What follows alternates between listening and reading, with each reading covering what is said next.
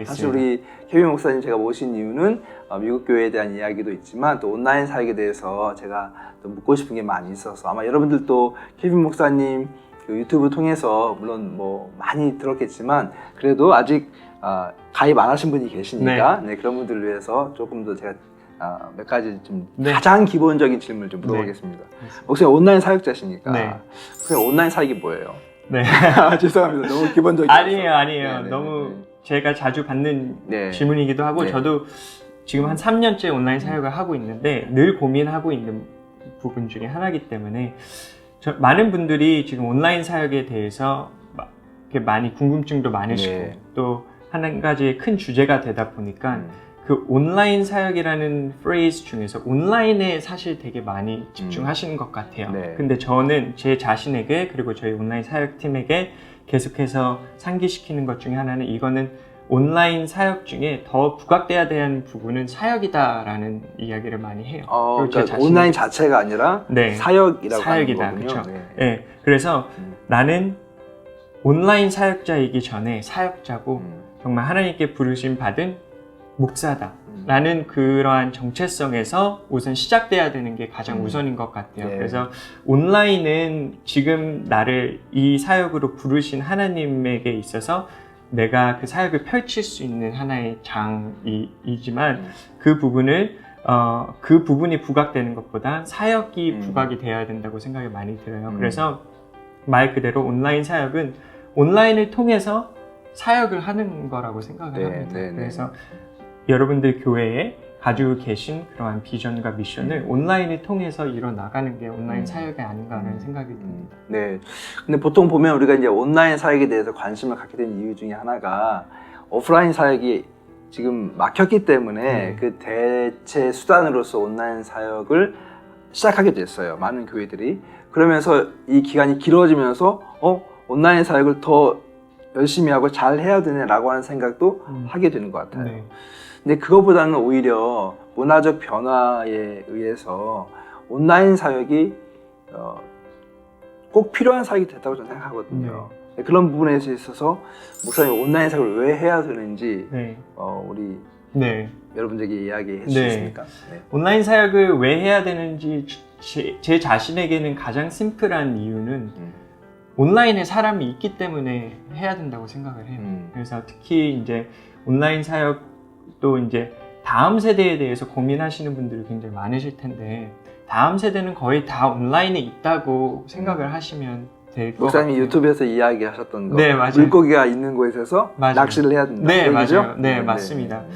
그거를 이렇게 이 문화가 조성하고 있다기보다는 이 다음 세대의 사람들에게는 이게 참 조금 개념적으로는 이해하기 어려울 수가 있어요. 사람이 온라인에 있다라는 게 무슨 말이지? 라는 개념적으로 어려울 수가 있는데 그냥 많은 사람의 시간이 그 온라인에 지금 있다라는 거죠. 그래서 그곳에 교회가 있어야 되고 그 교회에서 사역이 일어나고 있어야 된다는 생각이 듭니다. 그래서 그 부분이 연결고리가 되어서 이제 여러분들의 사역을 이렇게 해 나아가셔야 될 거라는 생각이 많이 들어요. 그렇지 않으면 놓치는 게 너무 많을 것 같아요. 그래서 해야 될 것 같아요. 근데 목사님 그 말은 정말 너무 와닿는 게 요즘 같은 팬데믹 시대에는 사람들의 대부분의 시간을 온라인에서 보내잖아요. 뭐 일도 온라인으로 할 뿐만 아니라 여가 시간도 온라인으로 하고 또 요즘 집에 가보면 다 각자 여가 시간을 같이 모여있지만 따로 보내고 있어요. 그러니까 뭐 엄마는 드라마 보고 있고 아들은 뭐 틱톡 하고 있고 또 남편들은 또 뉴스 보고 있고 뭐 스포츠 보고 이렇게 하면서 다 이런 같은 공간에 있지만 스페이스는 다른 이런 삶을 살고 있기 때문에 온라인을 통하지 않고 복음을 전한다고 하는 것이 거의 불가능한 시대로 접어들고 있다는 생각이 많이 드네요. 맞습니다. 정말로 이 다음 세대뿐만 아니라 말씀하신 것처럼 어른들 세대도 많이 계시다 보니까 유튜브 같은 경우는 정말 저희 아버지도 보시는 채널이 따로 있고 어머니도 보시는 채널이 따로 있고 제가 보는 채널이 따로 있고 다 그런 것처럼 그러한 부분에 있어서 교회의 영향력이 많이 퍼졌으면 좋겠어요. 그런 부분에 있어서 교회 컨텐츠가 좀 더 다양해질 필요가 있고 또 우리가 많은 고민을 좀 할 필요가 있다는 생각이 드네요.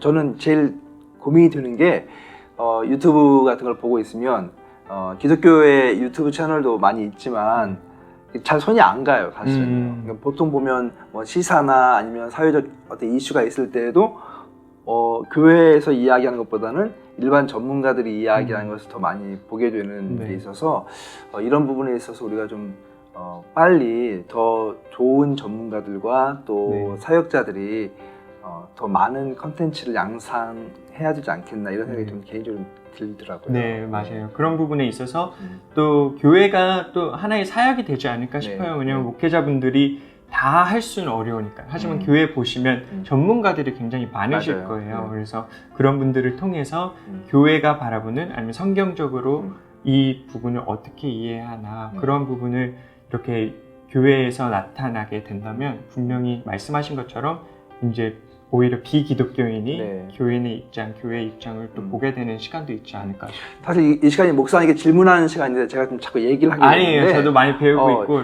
제가 교회에서 재밌는 게 뭐냐면 최근에 이제 성도님들랑 같이 이렇게 모임을 하면서 이제 각자 전문적인 일을 하고 있으니까 그 분야에 대해서 좀 서로 알기 위해서 또 우리가 배우기 위해서 좀 그 프레젠테이션 하는 시간 가졌어요. 네. 줌으로 만나는 거죠.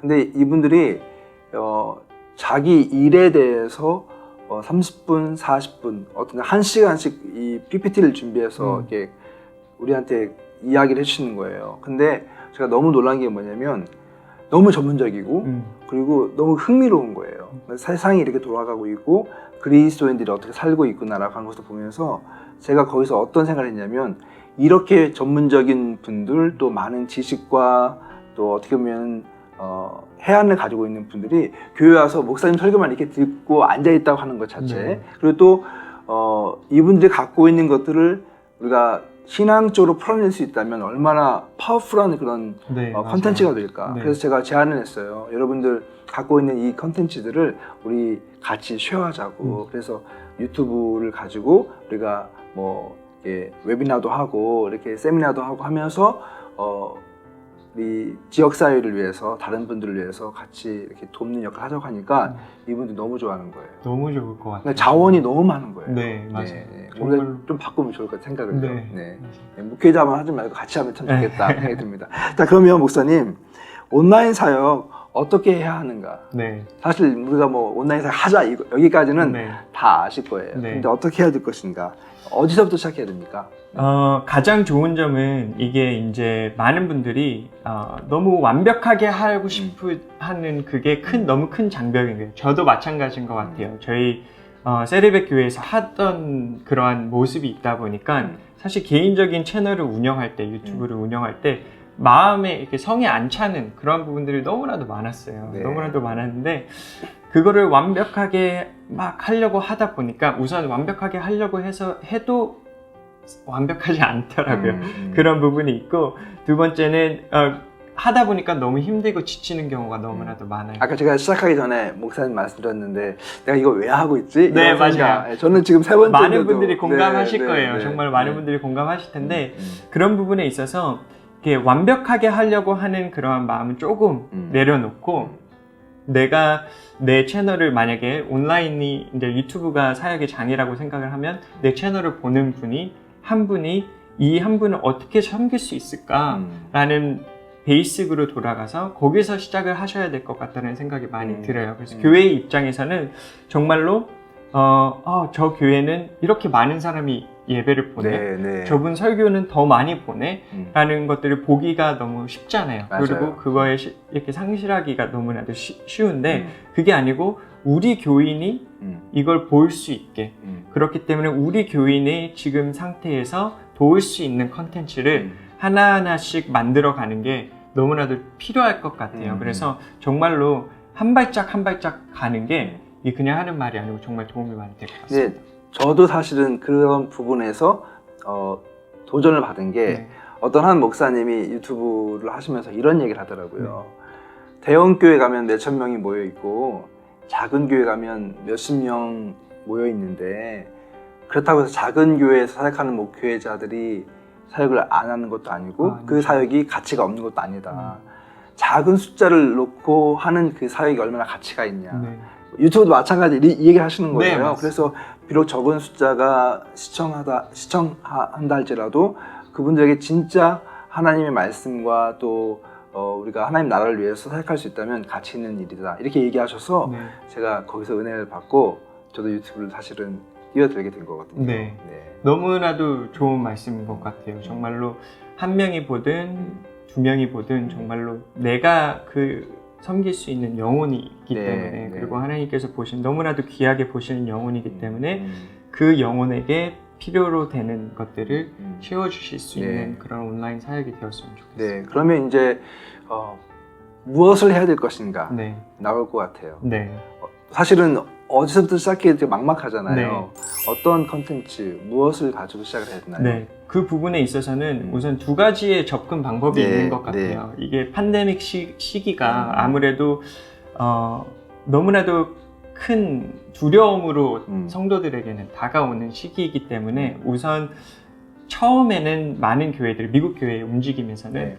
그 성도들의 두려움이라는 것을 걷어내 주려는 움직임들이 많았던 것 같아요. 그래서 그들의 이게 실질적으로 필요한 것들, 그들이 이러한 팬데믹 시기 가운데 믿음으로 서로 심지어 와이프와 싸우지 않는 방법, 뭐 이렇게 굉장히 프랙티컬한 것들, 그러한 것들을 컨텐츠로 많이 만들어서 이렇게 내보내는 것들을 봤고요.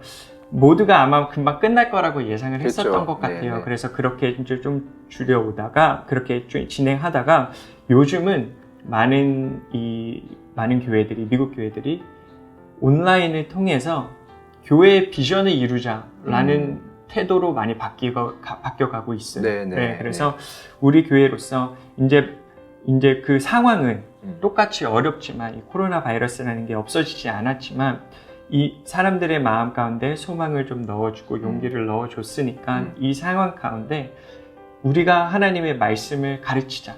우리가 우리 교회의 비전을 이뤄가자라는 움직임으로 많이 바뀌어가고 있는 것 같아요. 그래서 생각을 하실 때 온라인 사역 너무 이렇게 어떻게 해야 되지? 라고 생각하실 수 있지만 첫 번째 성도들이 가장 필요한 게 무엇인가 고민해 보시고 그것들을 다뤄주시면 좋을 것 같고 두 번째로는 이미 해오시던 오프라인 사역들이 있으실 거예요. 네. 잘하고 계셨던 그 사역들을 온라인으로 전환하는 걸로 시작을 하면 좋을 것 같습니다. 목사님 제가 그 유튜브 들으면서 제가 와닿았던 것 중 하나가 우리가 아까 그 컨텐츠 얘기를 했었는데 네.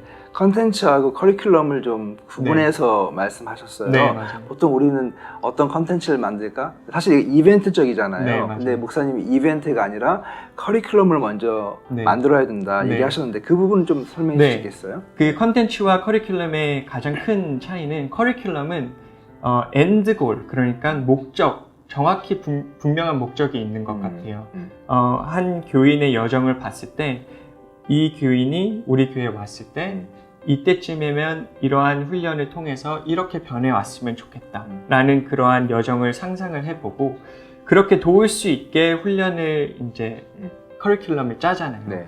그러한 커리큘럼을 짜고 그 커리큘럼을 도울 수 있는 컨텐츠를 만드는 게 도움이 많이 될 것 같아요. 왜냐면 지금 많은 상황 가운데 바쁘고 이렇게 힘든 가운데 컨텐츠에 집중하기가 너무나도 많아요. 그러면 사람들이 이거 좋다, 저거 좋다, 이 교회 보니까 이거 잘하더라, 저 교회 보니까 저거 잘하더라, 이걸 만들어서 빵빵 컨텐츠를 터뜨리니까 물론 그런 부분에 있어서 사람들이 도움을 받을 수는 있어요. 하지만 궁극적으로 교회의 목적을 이뤄가고 있는가, 그 컨텐츠가. 제 생각으로는 컨텐츠가 커리큘럼과 함께 가야지 정말로 이게 사역이고 그냥 하나의 이벤트가 되지 않을 수 있겠다라는 생각이 듭니다. 저는 오늘 목사님하고 얘기 들으면서 제일 저한테 와닿는 게 이게 사역이다라고 하는 부분이었어요. 그러니까 사실 이거 유튜브를 오래 하는 게 되게 중요하고 꾸준히 하는 게 중요하다. 이건 가장 기본이잖아요. 이 세계에서는. 저도 책을 통해서 배웠는데 쉽지가 않은 것 같더라고요. 그러니까 계속 만들어내는 것도 시간이 필요하고 에너지가 필요하고 그런데 목사님 말씀하신 것처럼 어떤 사람들에게 유튜브 스타가 되려고 하는 건 아니니까 우리가 정말 목적을 가지고 성도들의 신앙적 성장을 우리가 돕기 위해서 한다면 반드시 커리큘럼이 필요할 것이고 그 커리큘럼을 해 나가기 위해서 컨텐츠가 필요한 거니까 순서가 네. 굉장히 이게 중요하다는 생각을 제가 네, 오늘 배우게 됐어요. 네, 너무 중요한 것 같아요. 정말 말씀하신 것처럼 네. 그러한 확실한 정체성과 네, 네. 그러한 사명이 없으면 네. 너무 어려운 게 온라인 사역인 것 그렇군요. 같아요. 네. 네. 그렇기 네. 때문에 온라인 사역을 하시는 분들에게 조금 권면하고 싶은 부분은 열매를 좀 찾아야 돼요. 그 정말로 사역을 하면 온라인 사역이 답답한 것 중에 하나가 하다 보면 이게 되고 있나? 라는 생각이 가장 어려운 때인 것 같아요. 근데 맞아요. 좀 새로운 모습의 사역이기 때문에 열매도 새롭다고 생각을 합니다. 그래서 정말로 이 컨텐츠를 통해서 아니면 이 커리큘럼을 통해서 은혜를 받은 사람이 있다라고 본인이 간증을 해주면 이게 내 마음 가운데 하나님께서 나를 통하여 온라인 사역을 통하여 일하고 계시는구나 라는 그러한 개인적인 이렇게 확신이 있어야 될 거라고 생각해요.